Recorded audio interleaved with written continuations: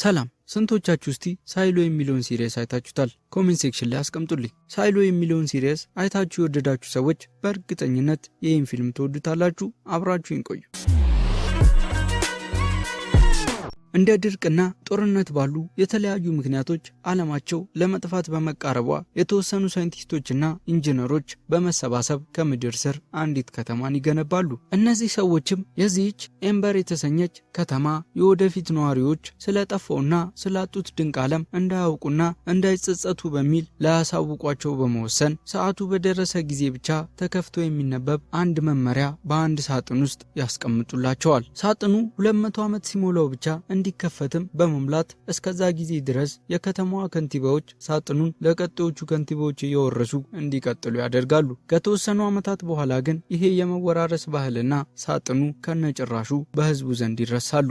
ሳጥኑ 200 ዓመት ሞልቶት በራሱ ቢከፈትም ማንም ሳያየው ይቀራል። በዚህች የምድር ስር ከተማ ከሚኖሩ ሰዎች አንዱ የሆነው ዱን ከአባቱ ሎሪስ ጋር እያወሩ ሳለ መብራት ይጠፋና ወዲያው ተመልሶ ይመጣል። ዱንም የከተማዋ ብቸኛ ጄኔሬተር እየተበላሸ እንደሆነና በዚህ ሳምንት ብቻ ሲጠፋ ይሄ ለሶስተኛ ጊዜ እንደሆነ ጄኔሬተሩን ለመስራትም የሚከፈለውን መስዋዕትነት ከፍሎ እንደሚሰራው ተናግሮ ይሄዳል። ይህ ቀን የከተማዋ ታዳጊዎች እድሜ ልካቸውን የሚሰሩትን ስራ በዕጣ የሚመርጡበት ቀን ነበርና የከተማዋ ከንቲባ ኮል ቃለ መሐላ እንዲፈጽሙ ካረጋቸው በኋላ ዕጣ ያወጣሉ። ዱን የኤሌክትሪክ ሰራተኛ መሆን ቢፈልግም በዕጣው የደረሰው ግን የመልእክት ሰራተኝነት ነበር። እንደወጡም ሊና ከተባለች የመልእክተኛነት ስራን ፈልጋ የቧንቧ ሰራተኝነት ከደረሳት የሰፈሩ ልጅ ጋር የስራ ዘርፋቸውን ይለዋወጣሉ። ሊናም ደስተኛ በመሆን ወደ አያቷ እየሮጠች ትሄዳለች። አያቷ በዕድሜ ስለገፉ የማስታወስ ችግር ነበረባቸው። ከዛም ሊና ታናሽ እህቷ ፓፒን የቤተሰባቸውን የስልክ ንግግር ቅጂ እየሰማች እንድትተኛ ካረገች በኋላ ስዕል ትስላለች። በሌላ በኩል እንደ አባቱ ኢንጂነር መሆኑን ፈልጎ የነበረው ዱን አንድ መፍቻ በስጦታ ከአባቱ ይበረከትለታል። በዚህን ጊዜ በንዴት ከቤት ወጥቶ ይሄዳል። በንጋታው ሊና በደስታ ወደ ስራ በመሄድ የስራ ልብስ ተሰጥቷትና አንድ መልእክተኛ ማክበር ያለበትን 3 ህጎች፣ አንደኛ የደንበኞችን መልእክት በደንብ ስሙና አረጋግጡ፣ ሁለተኛ የመልእክት ሰራተኛ መሆናችሁ እንዲታወቅ ሁሌም የስራ ልብሳችሁን ልበሱ፣ ሶስተኛ ርቀቱ ምንም ያህል ይሁን ደንበኞችን ለአንድ መልእክት 20 ኮይን ብቻ አስከፍሉ። እነዚህን ህጎች ማክበር እንዳለባት ተነግሯት በከተማው እየተሯሯጠች መልእክት ማመላለስ ትጀምራለች። ከከተማው ጫፍ ወዳለ አንድ እርሻ ቦታ ሄዳም ክሌሪ ለተባለች ሴት መልእክተኛ ሆና እንደተመረጠች ትነግራታለች። ከአንድ ነጋዴ የተላከላትንም መልእክት ለክሌሪ እየነገረቻት ሳለ አንድ ሰው እየጮኸ ይመጣል። ወደማይታወቀው የከተማዋ ክልል ገብቶ በመውጣቱ ማንም ሰው እንዳይጠጋው በመናገር ፖሊሶች አስረው ይወስዱታል። በዚህ ጊዜ ሰውየው አንድ ቀንድ ጥሎ ነበርና ሊና ማንም ሳያያት ታነሰዋለች። በሌላ በኩል ዱን በአንድ በየደቂቃው እንቅልፍ በሚወስደው ሽማግሌ የስራ ኮፍያና ልብስ ይሰጠዋል። ኮፍያው ላይም ስሙን እንዲጽፍና ምናልባት ከሞተ መሞቱን በሱ እንደሚያረጋግጡ ይነግረዋል። የፈነዱ የውሃ ቱቦዎችንም ይጠግናሉ። ዱን መንገዶቹ ወዴት እንደሚወስዱ እንዴት እንደሚያውቅ ሽማግሌውን ሲጠይቀውም ካርታ አውጥቶ ያሳየዋል። ስለሚያገባው ነገር ብቻ አውቆ እንዲሰራ ነግሮትም ይተኛል። በዚህን ጊዜ ዱን ካርታውን በመስረቅ ወደ ጄኔሬተሩ ለመሄድ ይሞክራል። ነገር ግን በመንገዱ ላይ ካርታው ውስጥ ያልተካተተ አንድ ዋሻ ያገኛል። ከዋሻው መግቢያ ብዙ ሳይርቅም አንድ የተቆለፈ በር ያገኛል። ስላልተከፈተለትም በሌላ በኩል ለመግባት ወደ ላይኛው ወለል ወጥቶ የምግብ ማከማቻ መጋዘኑን ባዶ ሆኖ ያገኘዋል። ወዲያው ግን ሉፐር የተባለ ሰው መጥቶ ከመጋዘኑ አሯሩጦ ያስወጣዋል። በዚህን ጊዜ መብራት በድጋሚ ይጠፋል። እንደ አጋጣሚም በጨለማ ውስጥ ከሊና ጋር ይገናኛሉ። እሷም እስከዛሬ መብራቱ ጠፍቶ እንደዚህ ቆይቶ እንደማያውቅና የሆነ ነገር ማድረግ እንዳለባቸው፣ ዛሬ ጠዋትም አንድ ሰው ከማይታወቀው የከተማዋ ክልል ተመልሶ እንደመጣና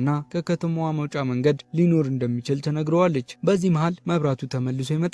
ሊናም ያገኘችውን ቀንድ አሳይታ ሰጥታው ይዞት ይሄዳል። ሊና በአሁነኛው መብራቱ ጠፍቶ ለ7 ደቂቃ እንደቆየ እንድትናገር ተነግሯት ለሁሉም እየተናገረች ወደ አያቷ ቤት ትደርሳለች። ዱን በመጨረሻ ወደ ጄኔሬተሩ ክፍል ተወስደው ሲመለከት ጄኔሬተሩ በእሳት ተያይዞ ለማጥፋት እየተረባረቡ ነበር። ወደ ሊና ስንመለስ የሊና አያት ከአያቷ የተሰጣትን ሳጥን እየፈለገች ነበር። ከዛም ሊና እህቷ ሳጥን ውስጥ ያለውን መመሪያ እየበላችሁ ታገኛታለች። ተቀብላትም ሳጥኑን ወደ አያቷ ትወስደዋለች። አያቷም ለሊና ሳጥኑ እሱ ራሱ እንደሆነ ነገር ግን ለምን እንደፈለገችውና ምን እንደሆነ እንደማታስታውስ ትነግራታለች። ሊና ወደ ስራ ተመልሳ ሉፐር ለከንቲባው ጀልባህ መጥቷል የሚል መልእክት እንድታደርስ ይልካታል። ወደ ቤተ መንግስቱም ገብታ የሁሉም ከንቲባዎች ፎቶ ተደርድሮ ስታይ ግማሾቹ ሳጥኑን ይዘውት ነበር። አንደኛው ከንቲባም የሩቅ አያቷ እንደሆነ ለከንቲባው ጸሐፊ ባርተን ተነግረዋለች። ወደ ከንቲባው እንደቀረበች ባርተን ለከንቲባው መልእክት እንዳመጣችና የሰባተኛው የከተማዋ ከንቲባ ዘመድ እንደሆነች ይነግረዋል። ለከንቲባውም መልእክቱን በጆሮ ከነገረችው በኋላ ስለ ሳጥኖቹ ትጠይቃለች። ከንቲባው ግን ሳይመልስላት ይቀራል። በሌላ በኩል ዱን ከአባቱ ስለ ጄኔሬተሩ ምንም ማድረግ እንደማይችሉ ይነገረዋል። ሊና ከሳጥን ውስጥ ቁልፍ ስላገኘች ስለሱ ለማወቅ ጽሑፉን ገጣጥማ በጥቂቱ ካነበበች በኋላ ወደ አያቷ ሄዳ ምን እንደሆነ ትጠይቃታለች። አያቷ ግን ታማ ነበርና ምንም ሳትነግራት ሕይወቷ ያልፋል። ሊናና እህቷም ከጎረቤታቸው ጋር መኖር ይጀምራሉ። የሊና ጎረቤት ሊና መጨነቋን ስላየች እንዳትጨነቅና እሷ መጨነቅ ያለባት ስለሚመጣው ታላቁ የዘፈን ቀን በዓል ብቻ እንደሆነ ትነግራታለች። ምሽት ላይ ሊና ለዱን ስለ ሳጥኑ ነግራው ወደ ቤተ መንግስቱ ተደብቀው በመግባት ጽሑፉን ከሌላ ከተከበረ መጽሐፍ ጋር በማስተያየት ከተማዋን የገነቡት ሰዎች ይህንንም ጽሑፍ እንደጻፉት ያረጋግጣሉ። የተለያዩ ቃላትንም ገጣጥመው ከከተማዋ የመውጫ መንገድን የሚናገር ወረቀት መሆኑን ይደርሱበታል። ዱን ቀደም ሲል ያገኘው ዋሻ ውስጥ ያለው በርም መውጫ ስለመሰላቸው ወደዛ ይሄዳሉ። ነገር ግን አንድ ግዙፍ አይጥ የመሰለ እንስሳ አባሯቸው ወደ ምግብ መጋዘኑ በመግባት ካመለጡ በኋላ ሊና ድንገት የዱን ኮፍያ ላይ የአባቷን ስም ተጽፎ ታያለች። ዱንም ሽማግሌው እንደነገረው ከሆነ ከሱ በፊት ይህን ኮፍያ የለበሰው ሰው ስም እንደሆነና ውሃ ውስጥ ሰምጦ እንደሞተ እንደነገረው ይነግራታል። ወደ ክሌሪ ሄዳም አባቷ የቱቦዎች ሰራተኛ ከነበረ እንዴት ሰምጦ ሊሞት ቻለ ብላ ትጠይቃታለች። ስለ ሳጥኑም ትነግራታለች። በዚህን ጊዜ ክሌሪ ወደ አንድ ድብቅ ክፍል ወስዳ አባቷ ከኤምበር ከተማ መውጫ መንገድ አለ ብሎ ለመውጣት እየሰራ እንደነበር ትነግራታለች። ነገር ግን ወደማይታወቀው ክልል መሄድ የተከለከለ በመሆኑ በድብቅ ሲሰራ እንደነበርና እንዴት እንደሆነ ሳይታወቅ ውሃ ውስጥ ሰምጦ ሞቶ እንደተገኘ ገና ልጅ እንደሆነችና ይሄ ሁሉ ነገር ውስጥ መግባት እንደሌለባት ሳጥኑንም ለከንቲባው ሰጥታ እንድትገላገል ትነግራታለች። ሊና ግን በቀጥታ ወደ ዱን ትሄዳለች። አብራው ወደ ዋሻው በር ሄደው ሲከፍቱትም ውስጡ ከመጠን በላይ ብዙ የተከማቹ ምግቦችንና ከንቲባውን ራሱ በልቶ ጠግቦ ተኝቶ ያገኙታል። ሳይያዙም ተመልሰው ይወጣሉ። ወደ ሊና ቤት ሄደው እየተወያዩ ሳለም ሊና ፓፒን ለማስተኛት የምትጠቀመውን የድምፅ ቅጂ ሲሰማ ቅጂው ላይ አባቱ ከሊና አባት ጋር እያወራ ይሰማል።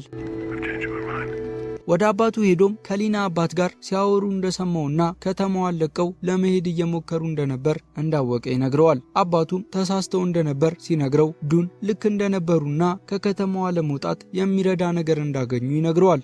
ሊና ግን ወደ ባርተን በመሄድ ከንቲባው ምግብ እየሰረቀ እንደሆነና አከማችቶ ያስቀመጣቸውን ምግቦች እሷና ዱን በአይናቸው እንዳዩ ሊያስቆሙት እንደሚገባም ትናገራለች። ባርተን ግን ወደ ከንቲባው በግድ ይዟት ይሄዳል። ያለችውንም ይነግረዋል። በዚህ መሃል ሊና ከንቲባው ሳጥን ውስጥ ያገኘችውን አይነት ቁልፍ እንዳለው ትረዳለች። የያዘችውን ሳጥኑንም አይተው ሊቀበሏት ባሉ ጊዜም መብራት ይጠፋል። ሊናም አጋጣሚውን ተጠቅማ የከንቲባውን ቁልፍ ሰርቃ ታመልጣለች። ለዚህም ፖሊሶች ወደ እሷና ወደ ዱን ቤት ይሄዳሉ። የዱን አባት ግን ምንም እንደማያውቅ በማስመሰል ዱንን ያስመልጠዋል። የሊና ጎረቤትም ሊና እዚህ እንደሌለች ነግራ ነገር ግን ወደ እርሻ ቦታው ልትሄድ እንደምትችል ትነግራቸዋለች። ወደዛ ሄደው ቢፈልጓትም ክሌሪ ሊናን ደብቃት ነበር። ዱንም መጥቶ አብሯት ይደበቃል። ባርተንም የእግር ዱካ አይቶ እሱን በመከተል ከፖሊሶቹ ጋር ወጥተው ይሄዳሉ። ሊናና ዱንም አባቷና አባቱ ሲጠቀሙበት የነበረውን ማሽን አግኝተው በተቦረቦረ ዋሻ ውስጥ ወደ ተከለከለው የከተማዋ ክፍል ይሄዳሉ። ከዛ ግን